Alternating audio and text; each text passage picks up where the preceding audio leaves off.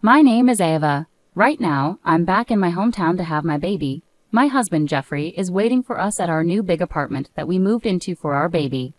I gave birth to our much-anticipated child in my hometown, supported by my parents who were very excited to become grandparents. We named him Thomas. He's a boy. When I told Jeffrey that Thomas was born, he texted back, "Congrats on the baby.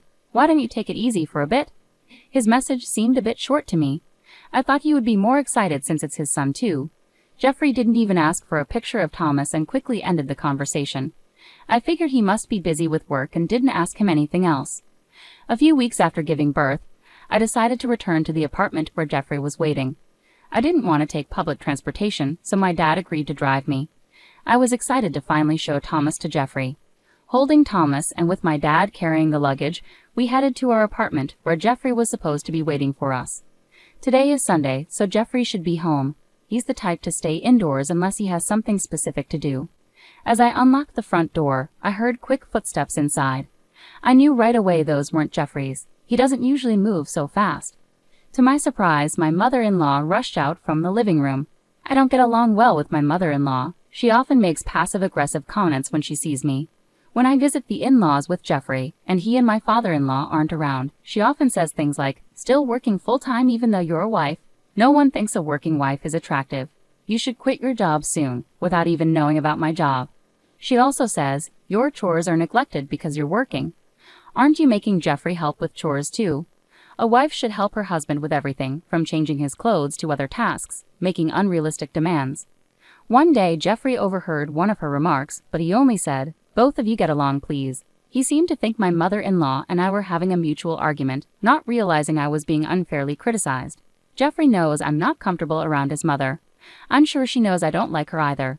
That's probably why she chose to be here when I returned from my hometown after childbirth. As proof, my father-in-law isn't here. He's always been considerate, saying, "Ava must be tired of seeing her in-laws all the time. We'll keep our visits to a minimum." If he were here, he would probably just look at his grandchild and then leave. However, without my father-in-law, who usually keeps my mother-in-law in check, the situation was different. My mother-in-law immediately started comparing me to my newborn, Thomas, in my arms and sneered, "I thought I'd never see a grandchild while I'm still alive, since you've been working all this time. I wonder when you had time to have a child with another man." I was taken aback. Her first words were so harsh. My dad, who was carrying the bags, wasn't at the front door yet, so to my mother-in-law, it probably looked like I had returned alone. She thought we were alone and started venting. "Mil, why would you say such a thing? This child is genuinely mine and Jeffrey's." "Oh really? Jeffrey actually had a child with you? You're not very good-looking, to say the least. You're stubborn about not becoming a housewife, even though you're married."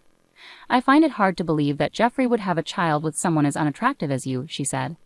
"Why don't you ask Jeffrey directly then? I think he'd tell you the truth." "Well, I'm asking you. Whose child is this?" I sighed. I didn't know how to talk to this clueless woman. If this continues, she might even start speaking badly about my newborn. I decided to get her to leave quickly. Mil, I'm tired from giving birth.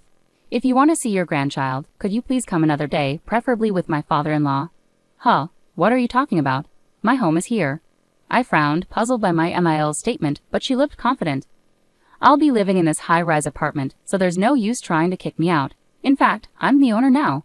If you go against me, you'll be the ones who get kicked out." I sighed again. Her reasoning was so confusing that I started to question if she was actually wiser than me, despite being older. "This apartment is where Jeffrey and I originally lived. You're not paying any rent, so you can't claim to be the owner." Yet my mother-in-law remained confidently unapologetic. "The owner of this apartment is Jeffrey. He's the one who allowed me to stay here in this high-rise. He essentially transferred authority over this place to me."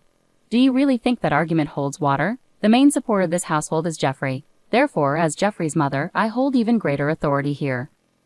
A daughter-in-law and her child should occupy a lower position."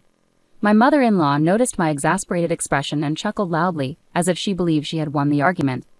"Daughters-in-law don't get their own rooms. If you want to stay, I might consider giving you a spot in the closet, but you'll need to pay $1,000 a month." "In that case, I'm leaving," I declared, turning to my father who was with me. "Dad, can I come back to our family home?" My father, who had heard all of my mother-in-law's cutting remarks, nodded decisively. My mother-in-law seemed completely oblivious to anyone else's presence, looking as startled as if she had been hit with a BB gun. But even with my father there, her determination showed no signs of faltering. Going back to your parents is such a shameful thing. This is why incompetent daughters-in-law are no good. Get out of my sight with that child. I don't even know whose baby it is. My father responded calmly to my mother-in-law, who was laughing loudly, saying, I'll be informing your husband about this. With that, he took our things and headed back to the parking lot. My mother-in-law, seeming not to fully understand the situation, yelled after us from the doorway, laughing scornfully. What's telling my husband going to do? He'd never sympathize with a failed family like yours. He'll probably tell you to never come near our house again. Did you know my husband is a CEO? Why would he bother with a family when we don't even know what kind of job you have? We live in completely different worlds. If you understand, then just leave. Her laughter followed us all the way to the parking lot, showing little concern for the neighbors. My father and I sighed as we got into the car. I knew you weren't getting along with your NIL, but I had no idea she was that awful, my father said. Right? She acts so nice in front of Jeffrey and my father-in-law. I thought no one would believe me. I've only told Mom and Dad, but she's even worse than I described, isn't she? Yes, indeed. My father drove us back to our family home. During the drive, I called my mom. She was worried and urged me to be cautious and return safely. Didn't seem like Jeffrey was around, but do you think he agrees with my NIL's behavior? My dad asked. I shook my head, indicating I didn't know. I planned to contact Jeffrey soon, but before I could, Jeffrey called me. As soon as I answered, Jeffrey sounded frantic. I heard you came back for a bit. Where did you go? I'm going back to my parents' home. What? Jeffrey, earlier it seemed like you weren't at our apartment. Where were you? I went shopping because my mom asked me to. She wanted me to buy lobster for a fancy dinner tonight. I thought I sent you a message before I left, mentioning what time I'd be at the apartment today. I thought you read it. Why did you prioritize shopping over being here? It was my mom's request. You could have at least told me you were going shopping, couldn't you? Why didn't you contact me until now? Jeffrey was at a loss for words hearing my questions. This is typical of him. He avoids getting involved in conflicts, so he doesn't take anyone's side, not mine or my mother-in-law's. Maybe this time he listened to my mother-in-law who was nearby and assumed things would be fine with me. But I'm not someone who stays quiet after being treated like this. I sighed heavily. Hey, do you know what your mother said to me? Huh? You told her to leave, right? She came over to help with household chores while you were away. It was your mother who told me to get out. Specifically, she said our son isn't yours, Jeffrey, and that there's no place here for a daughter-in-law. So she'd rent out a closet for $100 a month. She said a lot of hurtful things. Come on, adults wouldn't say such terrible things. You must be exaggerating, right? My dad was there too, so he heard your mother's awful remarks. I was right there listening. With 2 witnesses, do you still believe what your mother says? It's not like that. Then what is it? Are you going to support me and ask your mother to leave our apartment? Are you going to make her leave? At my firm tone, Jeffrey fell silent. He didn't deny what I said, but he also didn't seem willing to ask his mother to leave. Even though our child's paternity was questioned, Jeffrey didn't seem to fully understand the gravity of the situation. I was stunned by his lack of awareness. I see.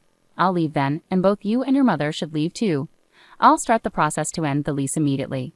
What? Jeffrey exclaimed in shock from the other end of the phone. Did you forget that the apartment is in my name? And haven't you told your mother that I earn more than you? She keeps pressuring me to quit working and be a housewife. I've had enough. How long will you let your wife endure such verbal abuse?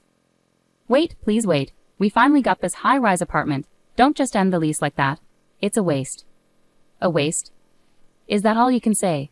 Do you think you can keep living there after evicting the landlord, which is me? I didn't evict you. You're allowing your mother, who kicked me out, to roam free. Essentially, you're letting her drive me and our child away. I'm not generous enough to rent out my place to strangers. I ended the call, disgusted by Jeffrey's indecisiveness and his failure to protect his family.